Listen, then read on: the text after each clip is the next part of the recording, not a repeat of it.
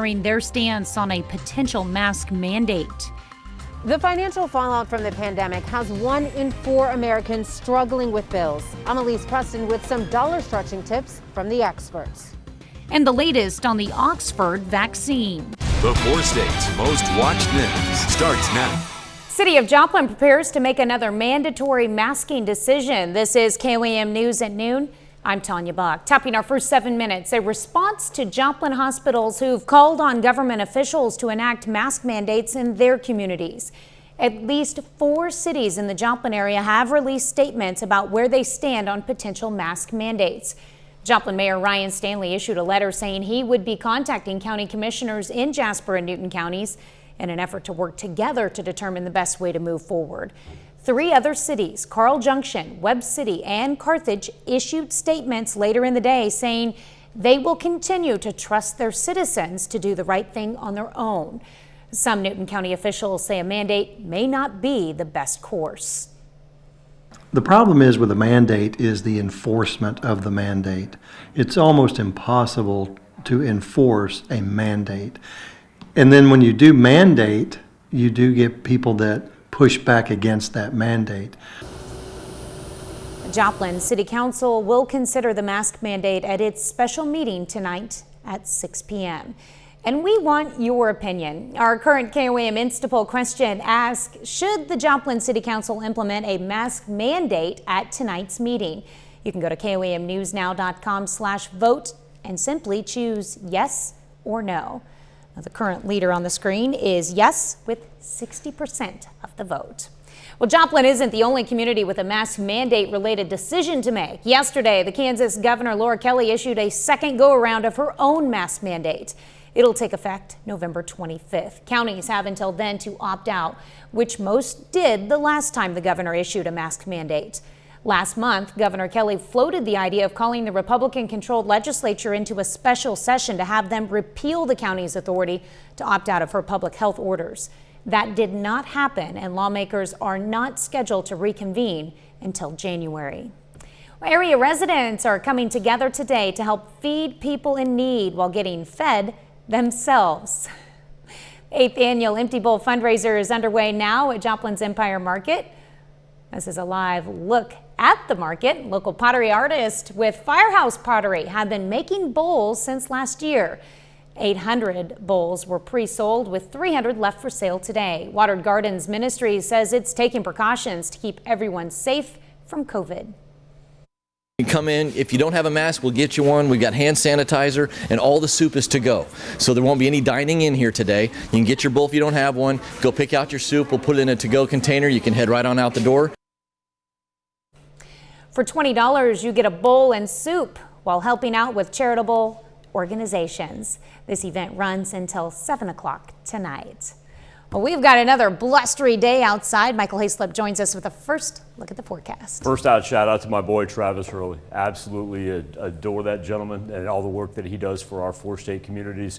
Just wish that I couldn't be out there, pandemic being what it is, to join him for the Empty Bowl fundraiser, because it is marvelous what Watered Gardens does each and every year and what our local artists do as well. So Travis, good to see you long distance, my man. Wind advisory, as Tanya alluded to, because we are coming in at about 20 to 25 miles per hour. Now, somehow, some way, it seems almost arbitrary. I'm just going to be honest with you as far as the difference between why we're in a wind advisory and not a red flag warning like we were yesterday, because our humidity is still extremely low, as well as our temperatures right now range in the high 60s to low 70s. We've seen gusts in excess of 35 miles per hour already. These are sustained winds. These are not gusts that we're looking at. These are sustained, coming in close to 30 miles per hour. Now, after what was actually a little bit of a cloudy start up in the northwestern portion of the 4 states, we have cleared off, whole bunch of sunshine, and we may be just on track for a record by the time this afternoon is over. We'll go mid-70s today. A little bit of a drop tomorrow, but then again, we're going to get some rain as well. Tanya, coming up here in just a little bit, let's break down just how far we have to go to get to that November 19th record. And let's fast forward into the weekend, because we've got 2 big changes coming. Number 1, much needed rain. Number 2, cold front right behind it. A lot to talk about, that's for sure. All right, thanks, Michael. Weekly unemployment filings rose to 742,000 last week as the country continues to grapple with a surge in coronavirus cases. The total number of Americans receiving unemployment is at 6.4 million. But millions more still out of work have already seen their benefits run out. Elise Preston looks at some financial options for people struggling to make ends meet during the pandemic. Ashley Coley lost her job as a transportation dispatcher and has struggled to find another. Interviews after interviews and applying constantly throughout the day, and it gets down on you. Like, why am I not getting called back? She's trying to survive on state unemployment. Gotta cut back to cheaper foods, processed foods. A recent study finds 1 in 4 adults is having trouble paying bills during the pandemic, but many people don't know that bills can be negotiated. And this is true whether you're dealing with a big landlord, a utility company, a cable provider. These folks on the other end of the line, they actually don't want to punish you. They want to help you out. CBS News business analyst Jill Schlesinger says make sure you understand the terms of any deal to postpone payment, whether there are fees, penalties, and for how long. I actually was able to defer my loan on my mortgage. That's given Coley a little breathing room, but 1 in 3 say they've been forced to dip into savings or retirement. The ability to borrow and withdraw from your retirement account is available through the end of the year. Be very careful. It took you a long time to get those funds built up. If it's your last option, sure, you can do it, but try not to touch those retirement accounts. Schlesinger says some people may need to consider bankruptcy, but that should only come as a last resort. Elise Preston, CBS News, New York. Congress has so far failed to agree on a new financial relief package, and according to a new report from the Century Foundation, another 12 million Americans will lose benefits from 2 key federal programs that expire the day after Christmas. Well, the final deadline to file for your stimulus check, if you haven't received one, is this Saturday. Many people still haven't received a check because the IRS says they don't have their proper paperwork. For people who don't usually file taxes because their income is too low, you can use the non-filer tool on the IRS website. If you haven't received your check or less than what you should have received, the IRS says you may still be eligible for the recovery rebate credit towards your next year's taxes. That's a look at today's top stories and weather in our first 7 minutes. Up next on KOAM News at noon, more promising news from the vaccine front, the latest out of London. And later, we're making grandmother's honey cake in the Mr. Food Test kitchen.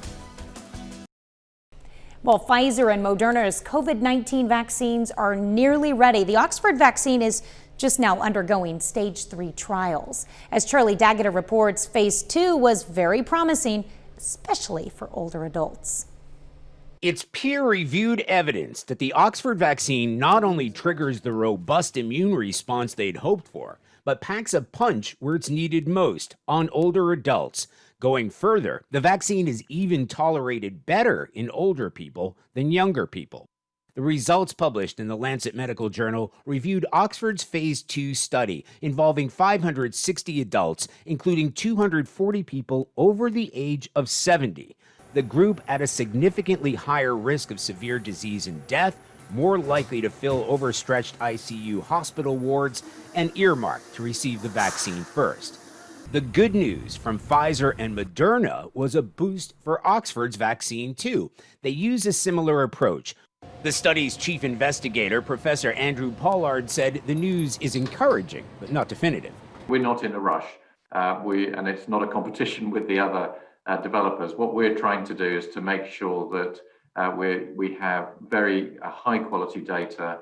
Researchers here say they're hoping for more high-quality data in terms of efficacy and safety in the coming weeks. It's worth remembering that this vaccine can be held in a basic refrigerator rather than a deep freeze. Charlie Daggett, CBS News, Oxford, England. Well, scientists at Oxford expect to report results from the late-stage trials of their third COVID-19 vaccine by Christmas. Great news. Still to come on the KOAM News at noon, Mr. Food. I recently came across one of my grandmother's recipes that's as sweet as honey, just like she was, and I think you're gonna like it. But first, Michael Hayslip returns with your sweet as honey, well, maybe not, complete forecast.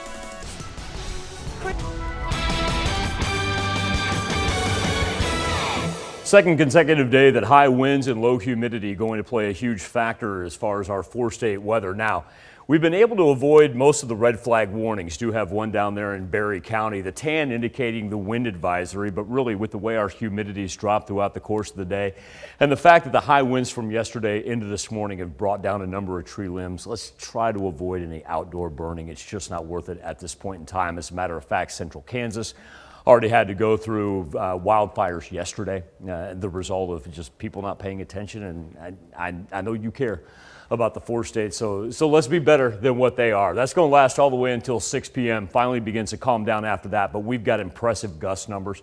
52 miles per hour, the last one measured at Nevada, 48 in Joplin and Chanute, 45 in Independence and Grove. Now, I did a little historical research. I'm like, I wonder when the last time we picked up a gust that high was. It was 5 days ago. It was the 14th of this month. Didn't go back as long as I thought it would. But I tell you what, we got a chance to tie or perhaps even break another record as we take a live look outside of Television City, because we sit at 71 degrees here at the noon hour. And as far as what we're seeing, haven't seen anybody get more than 72. Now, 75 is going to be the magical number, because if we can get there at Joplin Regional Airport, we're going to tie a record high for November 19th that dates back to 1950. And remember, our peak heating hours really between about 3 and 4 p.m. So we've got a ways to go, on the fact that we're sitting at 71, 72 right now. We just may get there. So we turn it over to our friends at the Southeast Regional Climate Center and find out that our first 19 days of November put us number 5 on record as far as average high temperature goes. And remember, that's only through the noon hour. And granted, 19 days, we're not going to see a whole lot of a bump here, but there's a good chance we pass 1909 by the end of the day and end up going into November 20th as number 4. Now, granted, we're going to have some cooler temperatures by the time we get into the weekend, and here's why. Because the ridge of the jet stream has severely flattened. We had that big bubble right here where you see the warmer temperatures from yesterday, but not only flattened, but also pushed out to the east. So what that's done, taken the high pressure system, moved it into the southeastern portion of the United States. We talked about this, got an opening. Low pressure beginning to push down. That's going to allow all this moisture to also make its way through with cooler temperatures as well. And it's much needed rain if you want to harken back to what the almanac looked like. So I think we're going to get 75. I don't know if we're going to get there at Joplin Regional Airport. That's where we have to do it to tie the record. We're not going to get to 78 in Chanute. That's where we would have to get to break the record at the Chanute Airport. That dates back to like 1913. Not going to be that high. But nice thing is finally by the time we get overnight, we'll see that wind begin to calm just a little bit. Still persisting though, 15 to 20 miles per hour. Let's take a look at what we've got coming up tomorrow afternoon, because this is the big development. Number 1, cloud cover. But by the time we get past the lunchtime, then we see the development of some light scattered rain. It then widens throughout Friday night into Saturday morning. Really doesn't become too intense until Saturday evening. That's when we'll hear some thunder, get some lightning with that. But here's the key factor. You want to talk about needing it? All right. The drought monitor keeps getting better and better. We've been able to lose the severe and extreme that we had last month, but at the same point in time, if we can get rid of even the dry portions by the time we get to the end of the year, that would be awesome. And yeah, that's sorry, that was behind the scenes, folks, right there. So the fact that we're going to pick up some much needed rain, Tanya, will be a benefit to us before the cold front arrives and we drop down to the 40s and 50s into next week. Yeah, with all the wind we're getting, it's just going to dry out any other moisture that was out there. Can we let people behind the curtain really fast? Yeah, let's do it. I was fixing my own hair. Right, and so when I was doing the 7-day forecast, folks, and that was on your screen, Tanya was looking at me going like this. And so I thought like I was just completely out of sorts and something was wrong with my hair. And so that's why I paused. I started frantically going like this. So then we go back. And Tanya looks at me and she's like, we're like a series of hand signals while he's trying to finish up his weather. Like, no, you're fine. It's me, you know. That's why we love everybody that watches. We know you appreciate a little behind the curtain every now and then. That's what we do. All right, thanks, Michael. We take this time to honor today's four-state hero, Tech Sergeant Etzel Sparkman in the U.S. Air Force. The Rogers, Arkansas native joined the 9th Fighter Squadron, 49th Fighter Group, 5th Air Force Army Air Corps unit in 1942. He served as a communications chief and survived a direct kamikaze hit and bombing during World War II. To Tech Sergeant Etzel Sparkman, we thank you, our four-state hero. Well, today's recipe is sweet as honey and will warm both your heart and your belly. Howard shares grandmother's honey cake in the Mr. Food Test Kitchen. I'd like you to take a second and think if there's a recipe that you grew up with that your mom, grandmother, or maybe an aunt made that you wish you had today. Well, if there are, make it your mission to get those recipes. Maybe it's as simple as asking them to write them down. But if that's not possible, see if you can find their old recipe box or that overstuffed folder that's brimming with all those treasures. Maybe make 1 or 2 a month and rewrite them so that you can still read them before they fade away. Today I want to share a recipe for my grandmother's honey cake, which was passed down to my cousin from my aunt. All she did was mix together some eggs, oil, vanilla, and sugar. Once that was mixed, she added some brewed coffee, a bit of red wine, and some flour along with a bunch of spices. Then, after mixing honey with baking powder, she slowly added it to the batter. She spooned this into a couple of loaf pans and into the oven it went for about an hour. Let me tell you, it was the longest hour in history.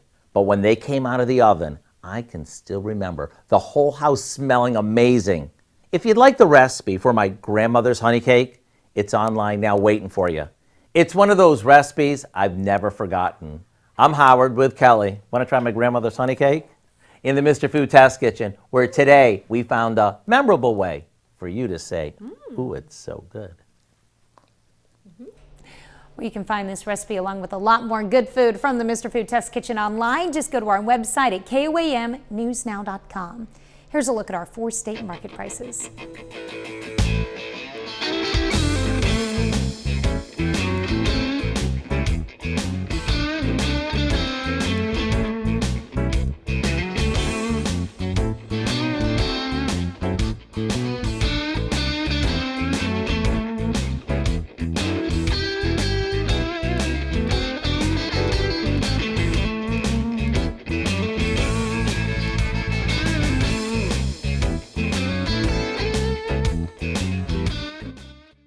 So if we can get to 75 today, we'll tie that record on November 19th. Dates back to 1950. Remember, tomorrow afternoon, we're going to have scattered rains develop during the afternoon and evening hours. Thunderstorm activity then begins really Saturday night into Sunday. Cooler temperatures on the backside of it. Take advantage of one more day of abnormal high temps. Now, let's turn it over to Dow Quick with a look at what's coming up tonight at 5. Yeah, at 5, animal farms nestled in the British countryside are giving a lifeline to people struggling with mental health during the pandemic. Teenagers are swapping therapy sessions on Zoom for fresh air, feeding chickens and petting donkeys. We're going to take you to a care farm in Health Watch. Plus, we look at how local Kansas counties are responding to Governor Kelly's most recent statewide mask mandate. And Joplin will discuss a possible new mask mandate 3 months after letting the first one expire. We're going to hear from those for and against at 5. All right, thanks for joining us for KOAM News at noon. We'll see you right back here at 5 o'clock.